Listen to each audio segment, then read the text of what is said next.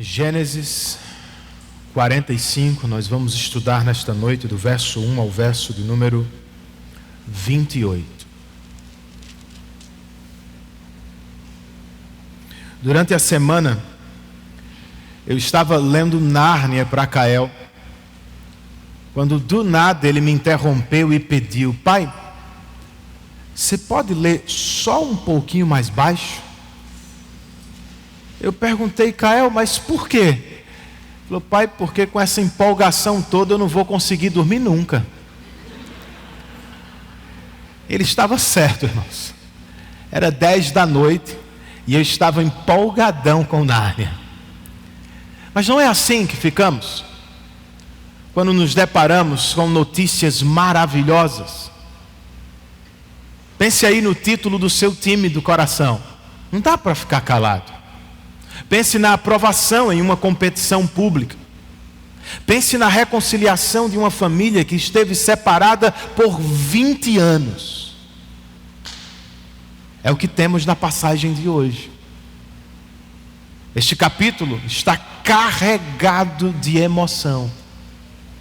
Não só porque a reconciliação finalmente aconteceu, mas especialmente porque Deus estava agindo na história e no tempo para preservar e salvar seu povo por meio de um grande livramento. Vamos ler o verso 7 para começar, gente. Capítulo 45 de Gênesis, versículo de número 7. A palavra de Deus, na versão que nós usamos costumeiramente, registra assim: mas Deus me enviou à frente de vocês para lhes preservar um remanescente nesta terra e para salvar-lhes a vida com um grande livramento. Vamos orar? Senhor, nós nos aproximamos de Tua palavra, lembrando do que disse Teu Filho: nem só de pão viverá o homem, mas de toda palavra que procede da boca de Deus. Eis no que cremos, e eis também porque nos reunimos aqui nesta noite, porque nossa alma tem fome de Tua voz. Por isso nós te rogamos, Espírito Santo, fale conosco na palavra. Coloque-nos em ordem, alcance-nos, endireita os nossos caminhos. Nós estamos em Tua total dependência, Espírito, e pedimos por Tua assistência e iluminação, em nome de Jesus. Amém.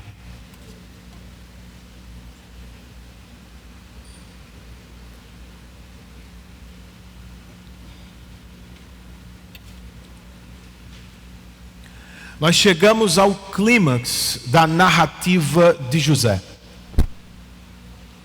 Capítulo após capítulo, desde o 37, Moisés basicamente só aumentou a tensão. José foi vendido e nós nos perguntamos: e agora? José foi promovido na casa de Potifar e outra vez nos perguntamos: e agora? José foi acusado na casa de Potifar e por isso foi preso e nós nos perguntamos: e agora? José foi lembrado depois de 2 anos no palácio do faraó e nós nos perguntamos: e agora? José reencontrou os seus irmãos e outra vez nós nos perguntamos: e agora? Por 8 longos capítulos nós ficamos meio que suspensos de tanta tensão. E agora, o que vai acontecer? E agora, finalmente chegou o dia da reconciliação da família de Jacó. Só que tem um porém, gente. Quando José explica o que aconteceu, ele nada fala de sua estratégia humana. Ele dá destaque à ação soberana de Deus. Ele fala pouquíssimo de si e de sua própria inteligência. E ele fala bastante do agir de Deus no tempo e na história. Se você leu o capítulo em casa, você viu por 3 vezes. José disse a seus irmãos: foi Deus quem me enviou ao Egito. E por 2, ele fez questão de registrar: foi Deus quem me exaltou no Egito. Claro, Deus tinha um propósito maior nisso. Qual era? O que acabamos de ler.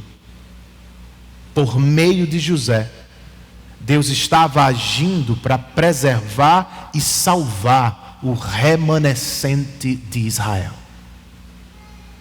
Irmãos queridos, Deus continua envolvido com a mesma obra. Por isso os hebreus dos dias de Moisés, escravos no Egito, por isso a igreja de Cristo atualmente espalhada pelos 4 cantos da terra, não precisam temer. Eu e vocês tampouco devemos nos afogar no medo das circunstâncias adversas. Por que não, pastor? Porque o nosso Deus não parou no passado. Nosso Deus continua agindo no presente. E Ele está agindo para preservar, salvar seu povo por meio de grandes livramentos. Você crê nisso? Então, como é que planeja responder a este Deus? Se você crê que de fato Deus está agindo na história para salvar seu povo, preservar seu povo, conduzir seu povo, qual deveria ser sua resposta? Esse texto nos pede algumas. A primeira delas: se Deus está agindo para salvar seu povo na história, confie, irmão, confie na providência divina. Versos 1, 2 e 3. Moisés escreve assim: a essa altura, José já não podia mais conter-se diante de todos os que ali estavam e gritou: façam sair a todos. Assim, ninguém mais estava presente quando José se revelou a seus irmãos.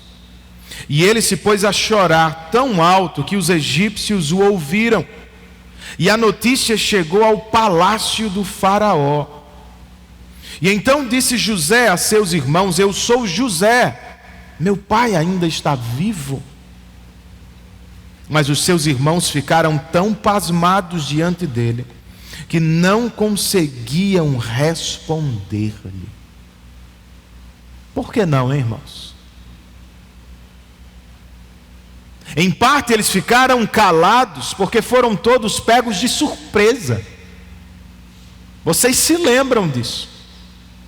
Durante todos os contatos com José, nenhum de seus irmãos percebeu coisa alguma. José se vestia como um egípcio. José tinha um nome egípcio. Quando se comunicava com seus irmãos, José fazia uso de um intérprete do Egito. Ninguém viu, ninguém percebeu. Mas em parte, irmãos, eu tenho para mim que eles estão calados porque estão com medo. Se de fato é José quem nos fala, o que acontecerá conosco agora? Se de fato é José que nos fala, José, a quem vendemos ao Egito, o que é que ele vai nos fazer agora? Eles não perceberam. Mas a verdade é, José não aguenta mais este jogo. A expressão "a essa altura", que liga os capítulos 44 e 45, claramente indica que José foi acertado em cheio pela proposta de Judá, de ficar no lugar de Benjamim, pelo cuidado com seu velho pai Jacó, que estava em Canaã. E foi por isso que Imediatamente após se revelar a seus irmãos, José perguntou: e meu pai? Foi a primeira coisa que ele disse. Meu pai ainda está vivo. É quase como se estivesse confessando: eu também demorei demais. Vamos acabar com isso. Eu não sou Zafenate Paneia do Egito. Olhem para mim, eu sou José de Canaã, filho do patriarca Jacó. E perceba ainda que essa revelação se deu em um ambiente privado. Não havia egípcio no recinto. Muito provavelmente porque José estava protegendo seus irmãos, para que ninguém olhasse para eles como inimigos. Ou talvez José estivesse se protegendo, porque pela comoção do momento, ficaria claro para os egípcios que a lealdade de José ainda estava do lado de Canaã. Seja como for, José se revelou aos prantos. Seus irmãos, porém, permaneceram calados e estão imóveis diante dele. Como aproximá-los? Como abraçá-los? Como terminar a dura missão da reconciliação? Para José, tratava-se de uma matéria de fé. E por isso ele pregou, doutrinou seus irmãos quanto à doutrina da providência. Versos 4, 5, 6 e 7. Moisés escreve: cheguem mais perto, disse José a seus irmãos. Quando eles se aproximaram, disse-lhes: eu sou José, seu irmão, aquele que vocês venderam ao Egito. Agora não se aflijam, nem se recriminem por terem me vendido para cá, pois foi para salvar vidas que Deus me enviou adiante de vocês. Já houve 2 anos de fome na terra, e nos próximos 5 anos não haverá cultivo nem colheita. Mas Deus me enviou à frente de vocês, para lhes preservar um remanescente nesta terra, e para salvar-lhes a vida com grande livramento. O que é que José quer, irmãos? Que seus irmãos se aproximem. E o que é que ele faz para aproximá-los? Primeiro ele diz: olhem para mim, vejam, tirem a prova. Eu sou José. Não qualquer José. Ele explica: eu sou José, aquele José que vocês venderam ao Egito. A fala não tem por objetivo maltratar seus irmãos, eles já estão destruídos. A fala de José tem por objetivo não lhes deixar com dúvida. Irmãos, eu não saberia desta informação se não fosse o verdadeiro José. Segundo e muito mais importante, José acrescenta: esqueçam o que vocês me fizeram. Pois como eu vejo a vida, o que aconteceu foi: Deus soberanamente me enviou ao Egito para salvar Israel. Essa, irmão, é a interpretação teológica que José faz de sua vida ou de seu passado. Não foram os homens, foi Deus quem me enviou ao Egito. E Deus não me enviou ao Egito porque eu sou pequeno ou porque eu sou grande demais. Deus me enviou ao Egito com uma missão particular: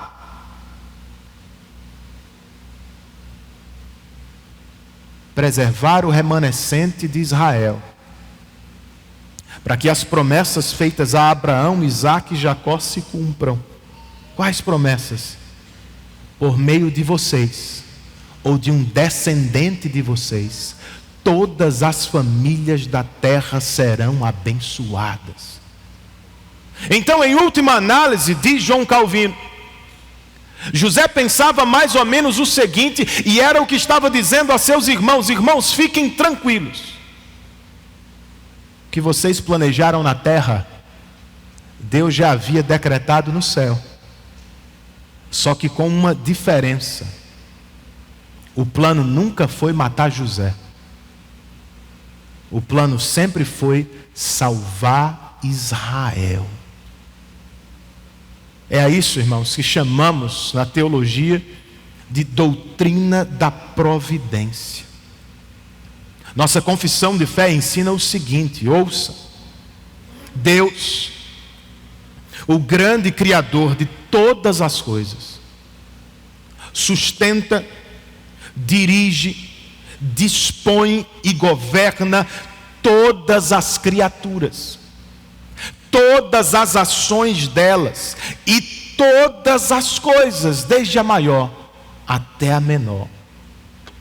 Ele o faz pela sua muito sábia e santa providência, segundo a sua infalível presciência e o livre e imutável conselho de sua própria vontade.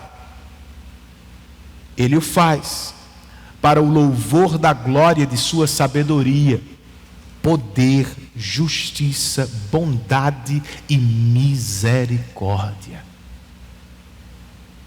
É no que você crê mesmo? Então me diga, como é que esta verdade poderosa da palavra de Deus causa impactos na sua vida diária? Você pensa sobre isso? Quando está diante de uma decisão, quando está vivendo uma adversidade, quando se pega perdido em um furacão de problemas, você se lembra desta doutrina?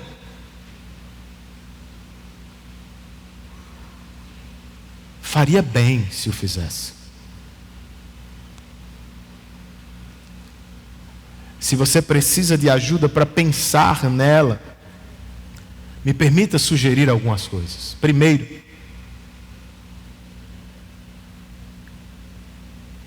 conhecer a doutrina da providência pode ajudá-lo a entender que você é parte de uma história muito maior. Isso pode tirar teus olhos das pequenas coisas da vida. De novo, porque foi que José foi ao Egito, irmãos? Não foi porque ele era desprezível e nada podia ter feito em Canaã. Tampouco foi porque ele era o mais especial dos homens, não. Ele foi ao Egito para ser um instrumento nas mãos do grande Deus que tinha uma missão para realizar ali. A missão não era meramente salvar José. A missão sempre foi salvar o remanescente de Israel para que a promessa do Salvador fosse adiante. José era, e eu e vocês somos parte de uma história maior. Por isso entenda, a coisa mais importante da vida não é ter seus sonhos pessoais realizados. Isso é teologia da prosperidade, não é bíblico. A coisa mais importante da vida não é que eu tenha os meus sonhos pessoais realizados. A coisa mais importante da vida é que o plano de Deus seja plenamente consumado no mundo.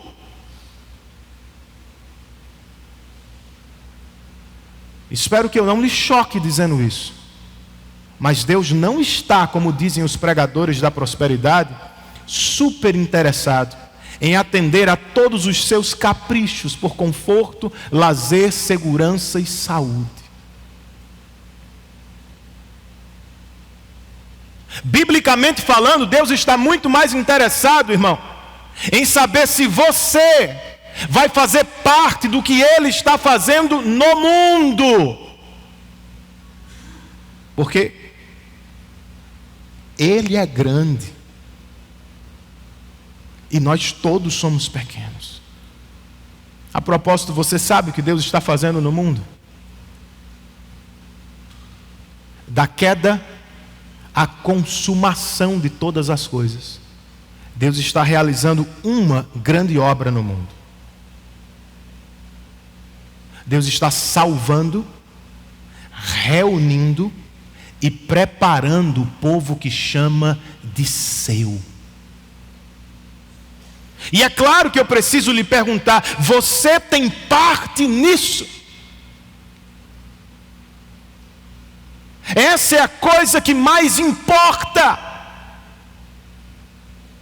Não só se dedique à sua carreira profissional, não só olhe para a sua família menor, não viva apenas reclamando das dificuldades da vida. Aproveite cada oportunidade, seja dificuldade ou facilidade, para se envolver com a obra de Deus,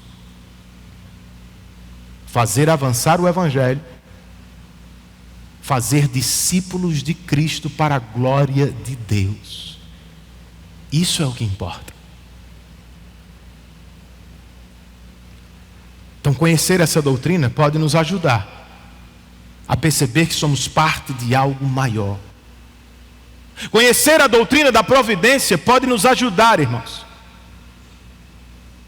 Pode nos ajudar a descansar em tempos de sofrimento.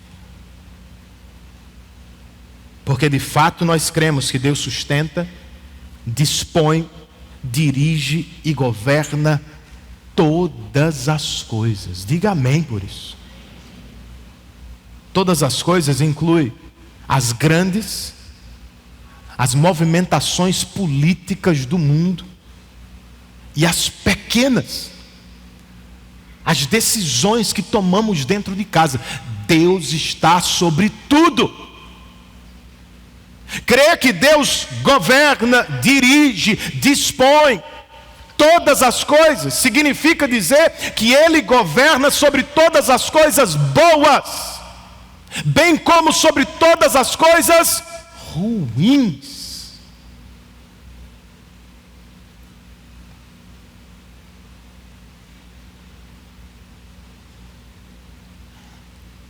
Mas que ninguém se esqueça disso. Nossa confissão explica a providência de Deus sobre todas as coisas é sempre sábia e santa. O que significa que você não precisa perder a noite de sono tentando entender todas as coisas. E que eu não vou conseguir respostas para todas as coisas que me acontecem. Como crentes que creem no governo de Deus, eu e vocês podemos descansar.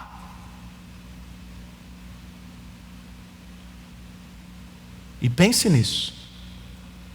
Embora todas as coisas estejam nas mãos do Senhor, as mãos do Senhor não fraquejam, não oscilam, não mudam. Elas não são boas hoje e ruins amanhã. Elas são sempre santas, sábias e justas. Eu e vocês podemos descansar. Crer na doutrina da providência pode nos ajudar, irmãos, a perdoar. Sim, é o âmago desse texto, ou é a tensão desta família. Ler a Bíblia, conhecer a Bíblia, não nos permite ser românticos demais como os homens. Você já entra num relacionamento sabendo: eu vou decepcionar e eu serei decepcionado. Para quem ler a Bíblia, isso é fato, claríssimo. Todos nós somos pecadores, todos nós vamos ferir, todos nós seremos feridos, é assim mesmo.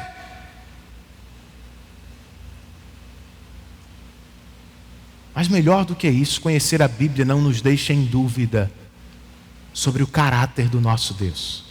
Isso é impressionante, irmãos. É o que José está dizendo para os seus irmãos: vocês pecaram mesmo, mas Deus é soberano sobre os pecados dos homens.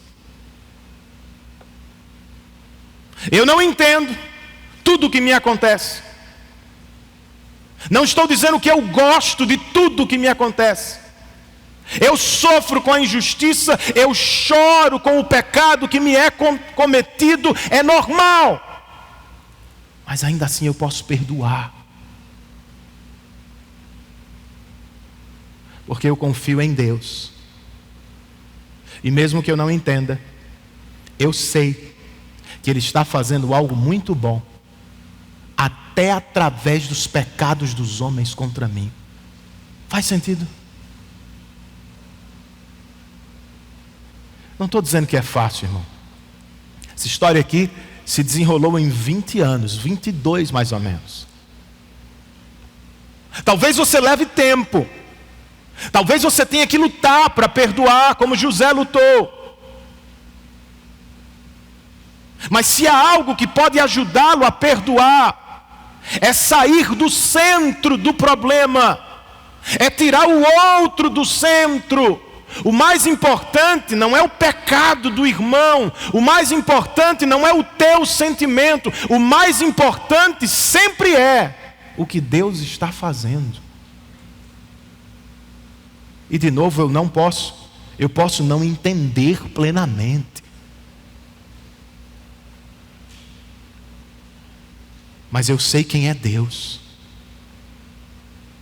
Ele está usando todas as coisas para a glória de seu próprio nome e para promover o bem eterno de seu povo. Então olha mais para Deus, olha menos para si, olha menos para o outro que pecou contra você. Não fique pasmo diante dos pecados, não. É a realidade de um mundo caído. Fique maravilhado diante de um Deus que governa até sobre os pecados dos homens e que pode trazer o bem até através do mal. Se você não vai dizer amém por isso, eu vou. Amém, Senhor. A primeira resposta, irmãos, porque Deus está agindo na história para preservar e salvar seu povo, nós podemos confiar em sua providência. Segunda resposta: se Deus está de fato agindo para preservar e salvar seu povo por meio de grande livramento, você deveria se submeter. Eu deveria me render à vontade soberana de Deus. Vamos ler o que se acha entre os versos 8 e 11.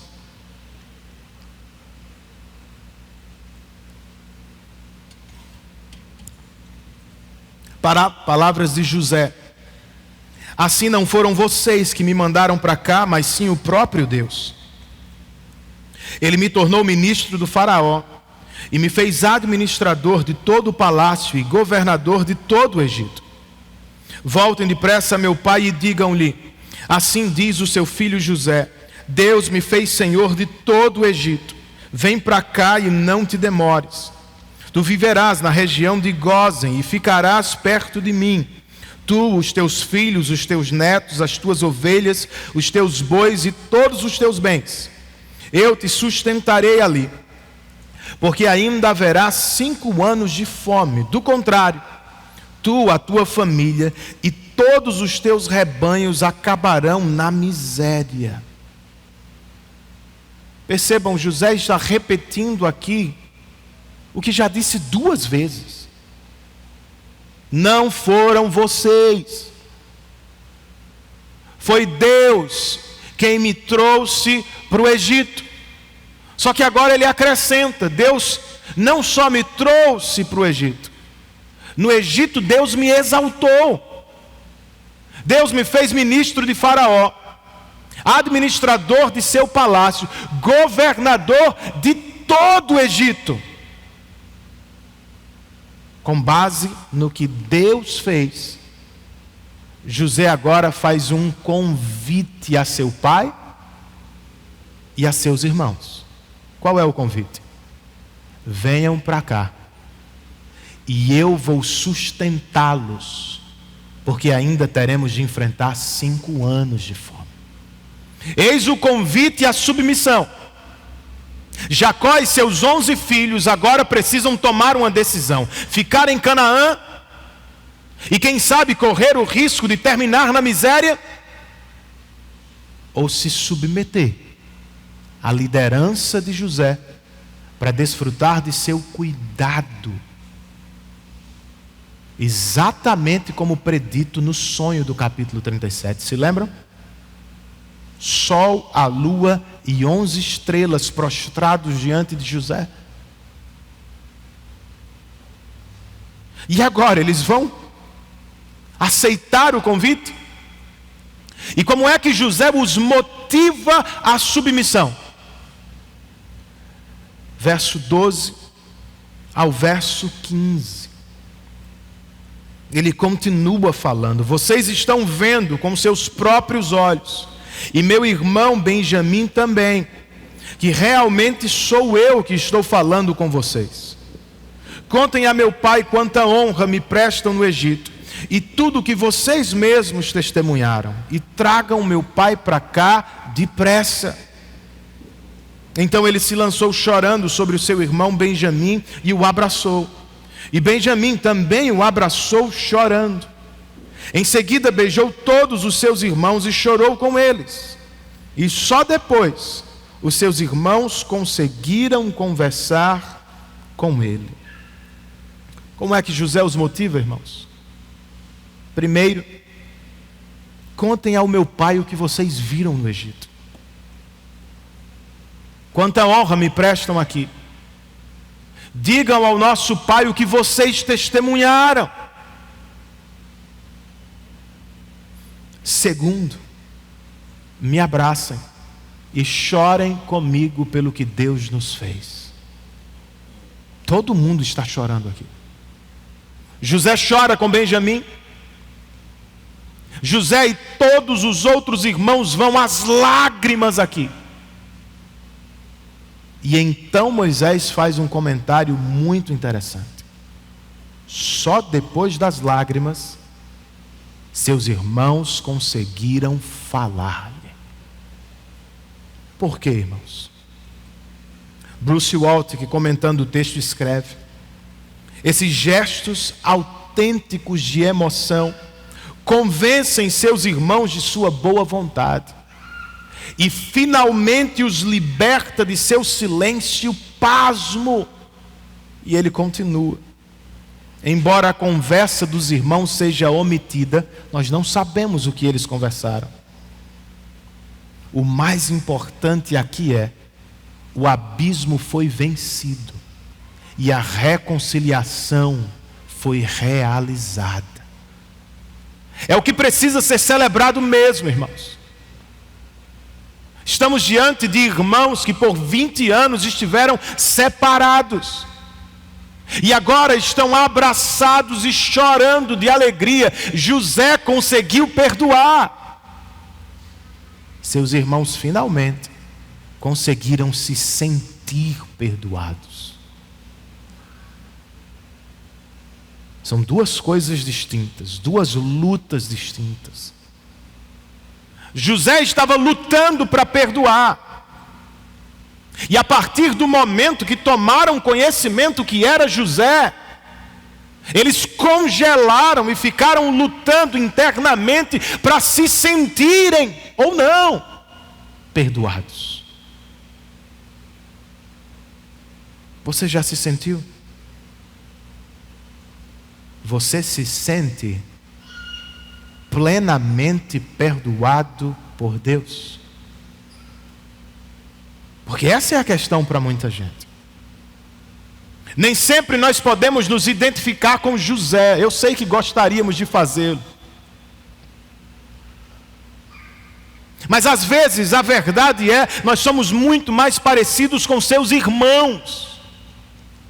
Em vez de servir uns aos outros, nós usamos uns aos outros em benefício próprio. Em vez de valorizarmos uns aos outros por causa da inveja que nos domina, por vezes o que fazemos é, nós matamos uns aos outros.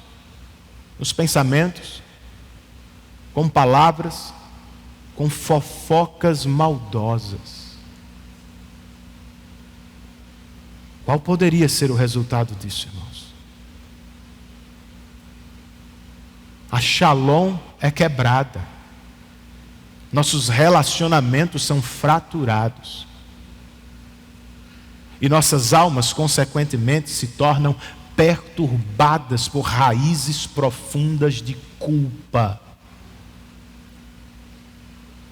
Tem que ser assim. É assim. Só que porque não sabemos resolver, nós começamos, ou nós tentamos fazer de tudo para merecer o perdão de Deus.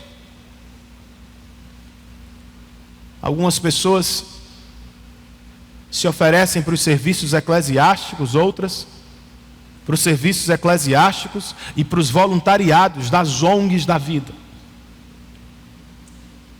Mergulham num ativismo frenético para ver se conseguem esquecer o que fizeram, para ver se conseguem aplacar a culpa.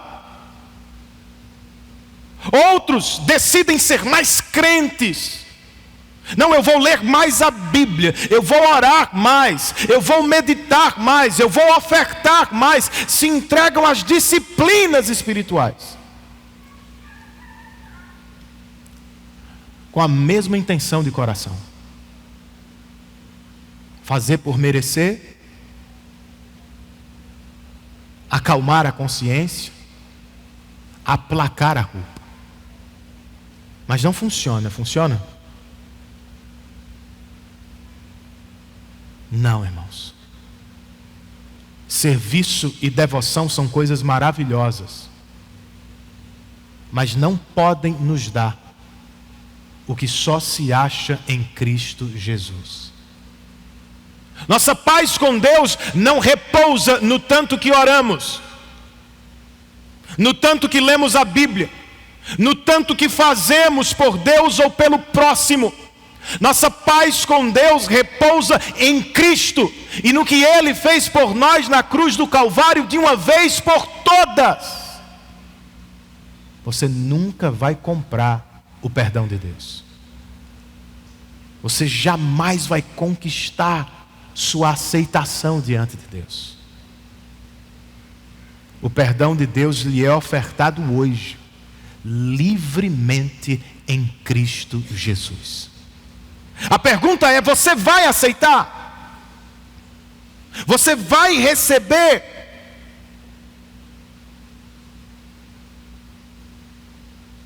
Você vai acreditar que há perdão para você?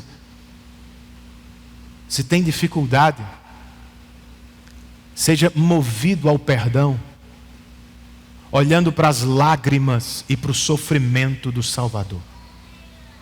O que o discurso de José não conseguiu, suas lágrimas fizeram com maestria. Vocês viram isso?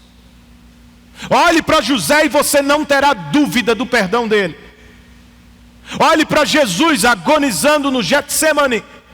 Olhe para o Senhor sofrendo na cruz e depois pense: Ele não passaria por tudo isso, Ele não faria tudo isso se não estivesse realmente interessado em me perdoar. E lembre-se, a voz da condenação não vem de Deus, vem do diabo. Seu pecado é grande mesmo, por menor que seja. Ele é grande porque foi cometido primeiro contra ele. Seu pecado é certamente terrível, é mais terrível do que você pode conceber. Ele é tão terrível que só a morte do Filho de Deus podia resolvê-lo. É verdade.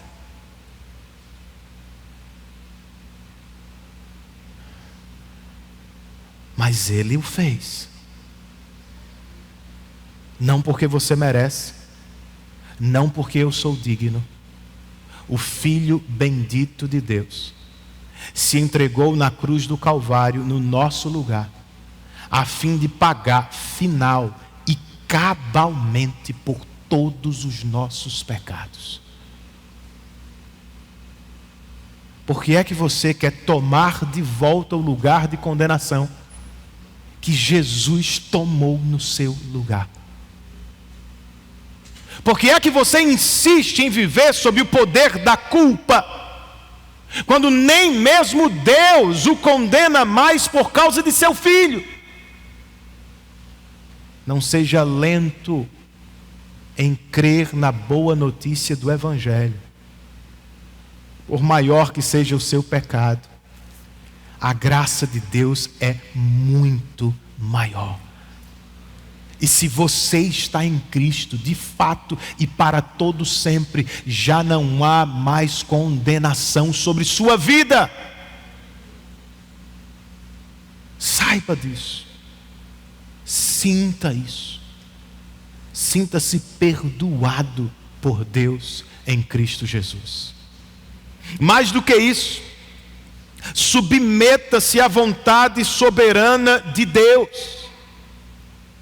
Esta é a decisão que Jacó e seus filhos terão de tomar: ficar em Canaã e sofrer, ou se submeter à liderança de José e desfrutar da fartura de José.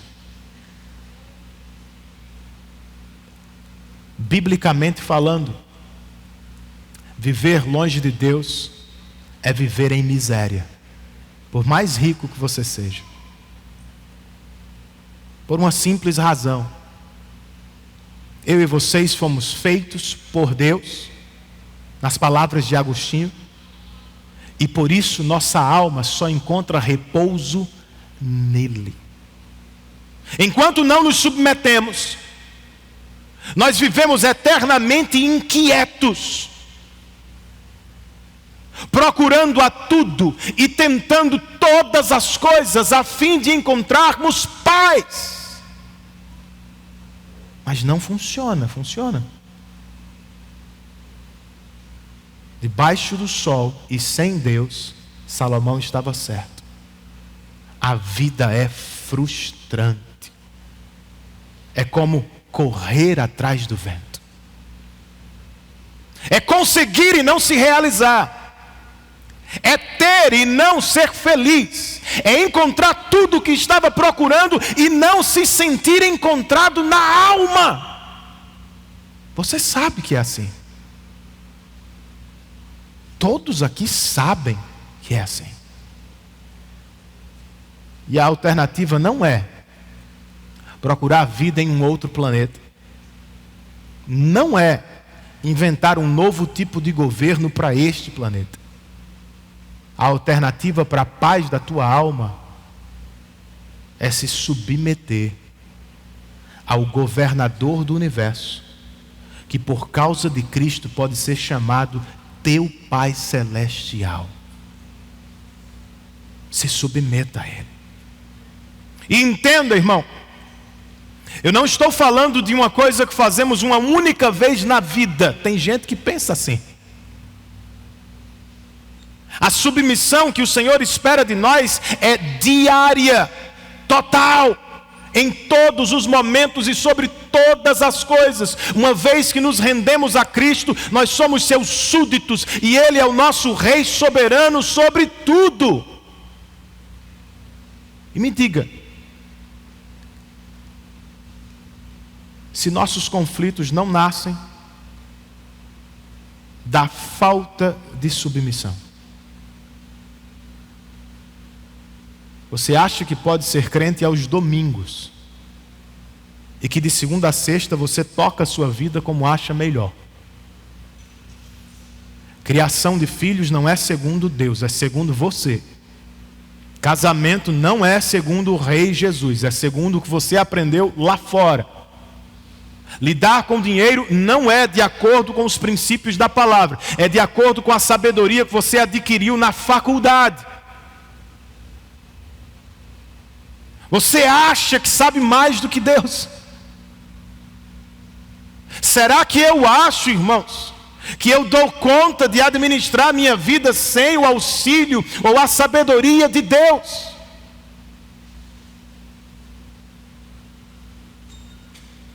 A insubmissão nos coloca na rota de muitas dificuldades.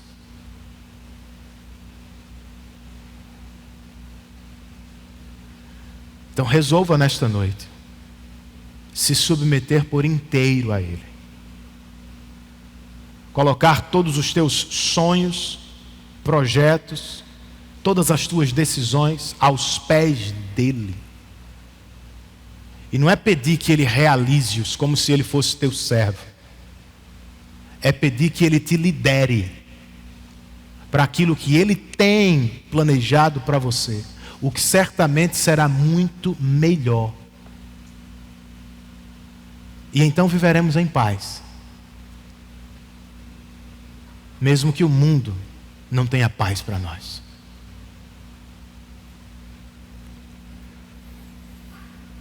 Para terminar,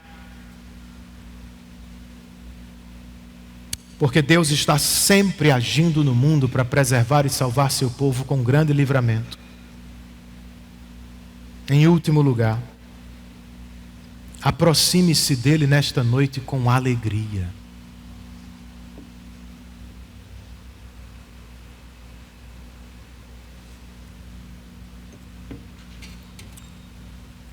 Vamos ler do verso 16 ao 20.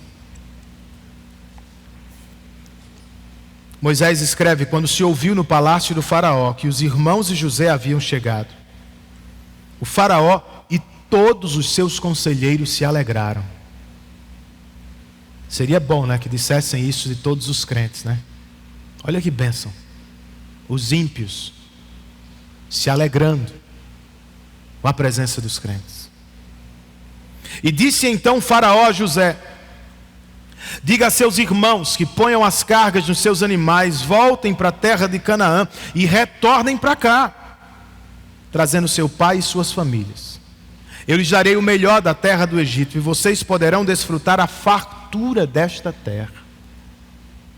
Mande-os também levar carruagens do Egito para trazerem as suas mulheres, os seus filhos e seu pai. Não se preocupem com os seus bens, pois o melhor de todo o Egito será de vocês. Impressionante, irmãos. Mais cedo nós sabemos, por meio da sabedoria de José, Deus salvou o Egito da fome que estava por vir. Faraó reconhece e aqui agradece praticamente. José, você salvou meu reino, agora eu vou salvar tua família. Por 2 vezes o imperador do Egito diz que eles venham para desfrutar do que há de melhor no Egito. Primeiro, eles precisam partir para Canaã. E só depois retornar. É o que fazem no verso de número 21. Assim fizeram os filhos de Israel.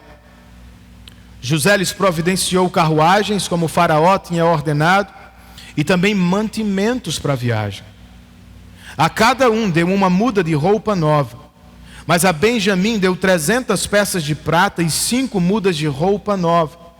E a seu pai enviou 10 jumentos carregados com o melhor do que havia no Egito, e 10 jumentas carregadas de trigo, pão e outras provisões para a viagem. Depois despediu-se dos seus irmãos, e ao partirem disse-lhes: não briguem pelo caminho. As porções vocês devem ter notado, mais uma vez, não são iguais. José deu uma muda de roupa para cada irmão, mas para Benjamim ele deu 5. E ainda acrescentou prata. Para seu pai José foi além. 20 jumentos carregados de tudo que havia de melhor no Egito. E o mais interessante é, ninguém se incomodou. Eles aprenderam a lição da graça. Só que José faz um lembrete. Ao voltarem, não briguem pelo caminho.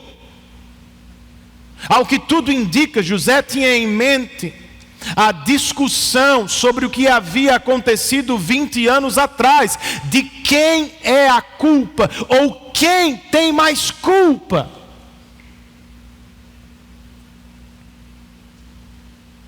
Para José, alguém que foi coberto pela graça de Deus, não precisa mais brigar por quantidade de roupa ou comida. E alguém que foi perdoado por graça de Deus, não precisa mais brigar para ver quem tem mais culpa no cartório. Se perdoados vocês foram, perdoados todos vocês estão. Não apontem,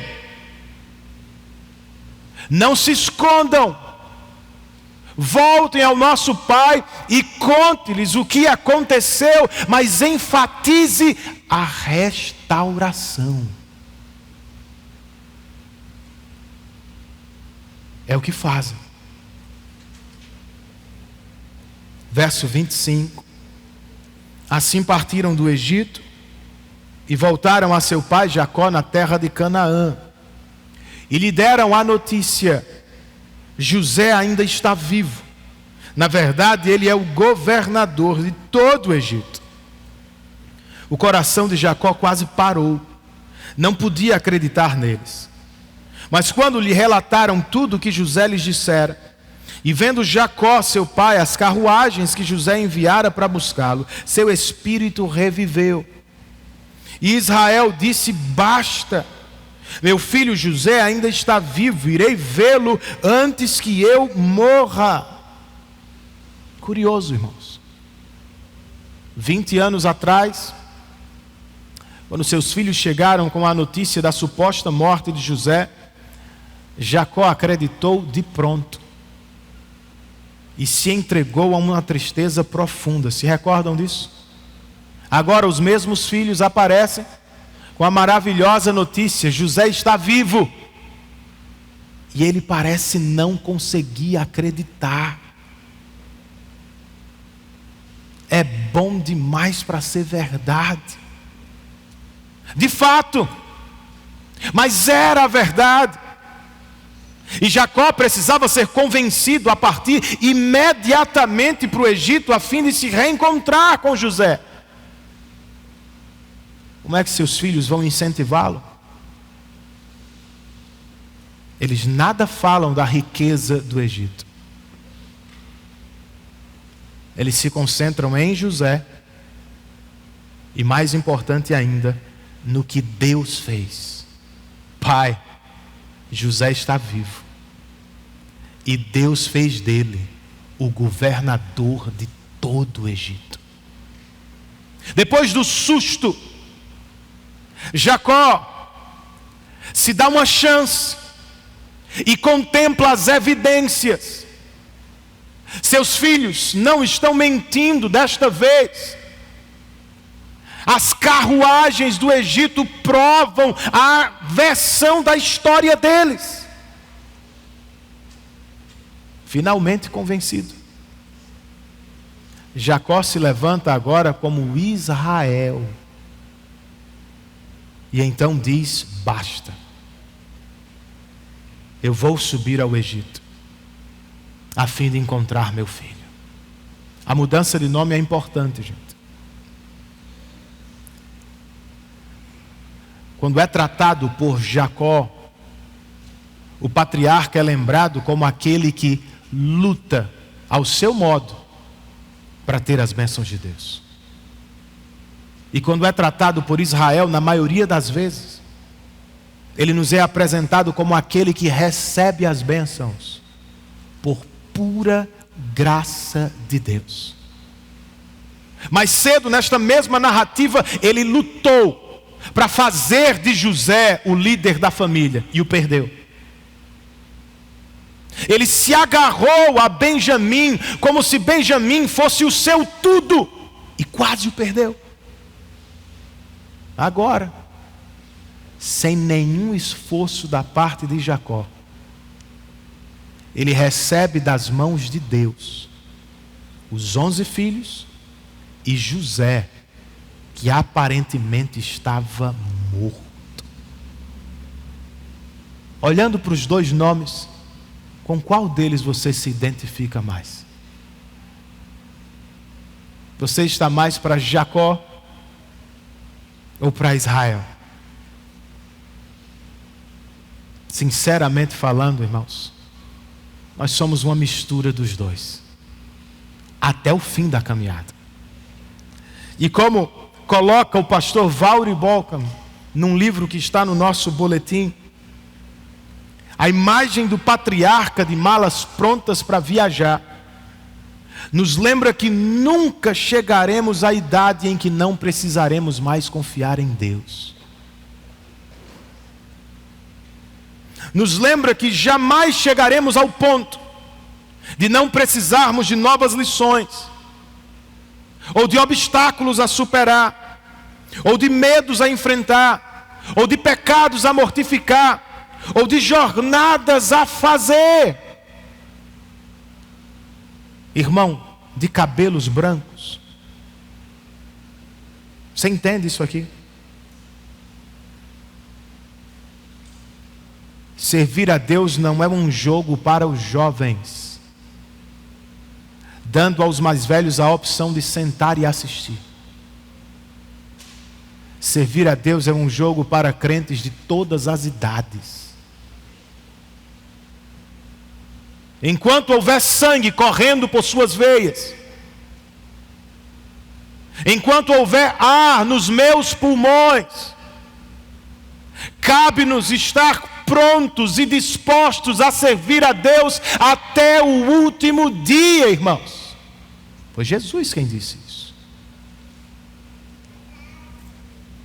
Enquanto é dia, nós precisamos realizar a obra daquele que me enviou, pois a noite se aproxima, quando ninguém mais poderá trabalhar.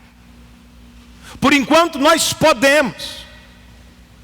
Pasmem vocês, nesse texto, até Faraó está trabalhando na obra do Senhor. Nem crente ele é. Ele não tem a mesma fé que os hebreus, mas por amor a um hebreu, ele abre o reino para os hebreus e lhes oferece larga hospitalidade. Pelo menos isso nós poderíamos fazer. E hospitalidade, irmãos, biblicamente falando, não é meramente hospedar alguém. Você pagar um dinheirinho, qualquer hotel vai lhe hospedar. Hospitalidade na Bíblia é estender a nós mesmos, como estendemos nossas mesas para receber mais uma pessoa. Sem a extensão do interior, a hospitalidade que praticamos é no máximo um subproduto, muito danoso por sinal.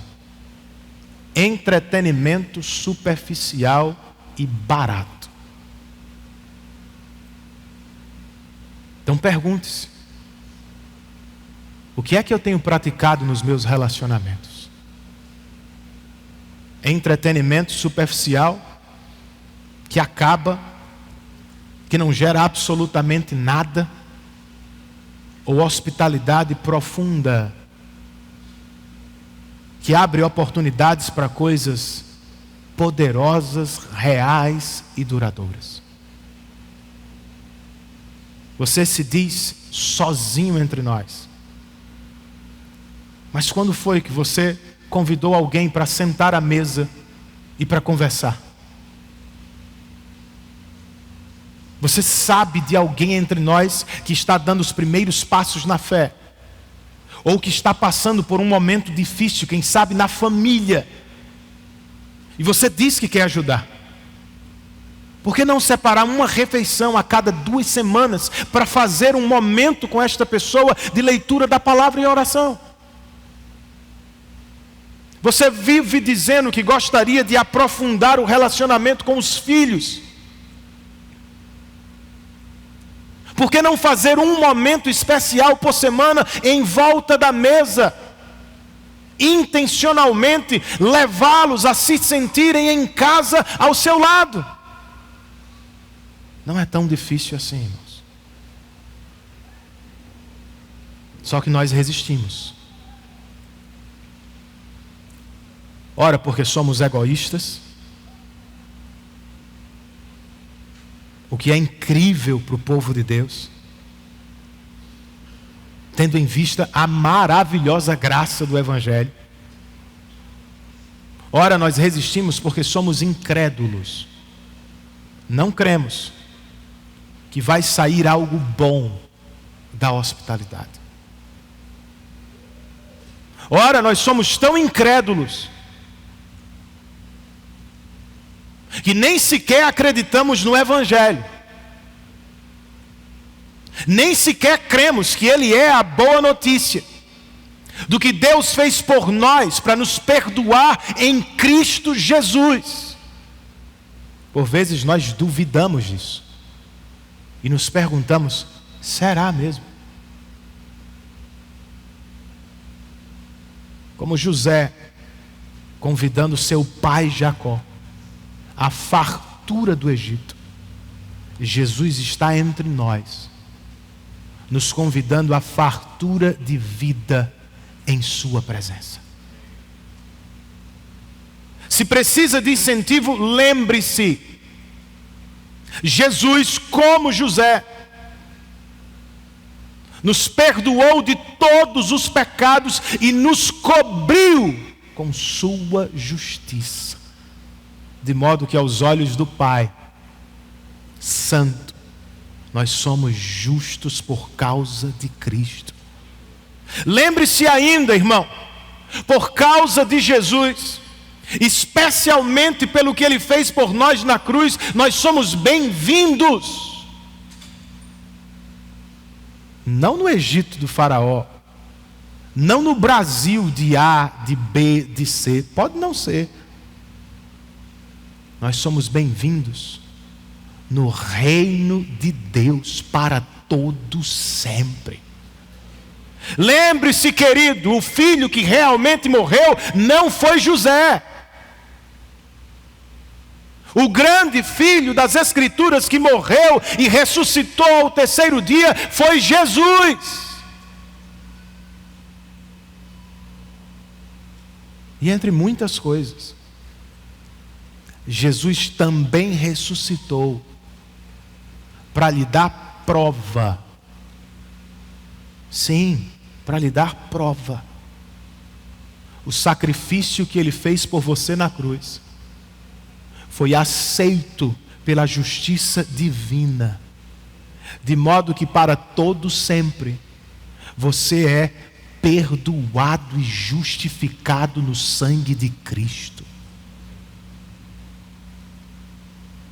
Não há por que esperar, não há o que temer. Venha a Cristo nesta noite. Pastor, mas é muito bom para ser verdade, você não tem ideia do que eu já fiz na vida. Eu tenho. Eu posso não conhecer os pecados particulares que você cometeu, mas eu conheço a Bíblia. E a Bíblia me diz que aqui só tem gente igual a você.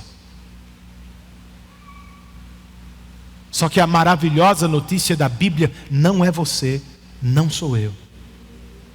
É Deus, que em Cristo Jesus nos perdoa de todos os pecados. Aqui há dezenas de pessoas que já foram alcançadas por esta mesma mensagem que você está ouvindo. E é por isso que nós nos reunimos domingo após domingo, para cantar ao Cordeiro de Deus, para falar do Cordeiro de Deus, para ouvir sobre o que Cristo fez por nós, de novo, de novo e de novo. É apenas natural que a gente se emocione. Se o título de um time nos emociona, se a chegada de um filho nos emociona, se a resolução de um conflito nos emociona, quanto mais nos emociona o grande livramento que Deus nos deu em Cristo Jesus. Não resista. A prova do amor de Deus está em Cristo Jesus, crucificado e ressurreto ao terceiro dia. Curve a sua cabeça, feche os seus olhos e faça a sua oração em resposta àquilo que você ouviu de Deus nesta noite.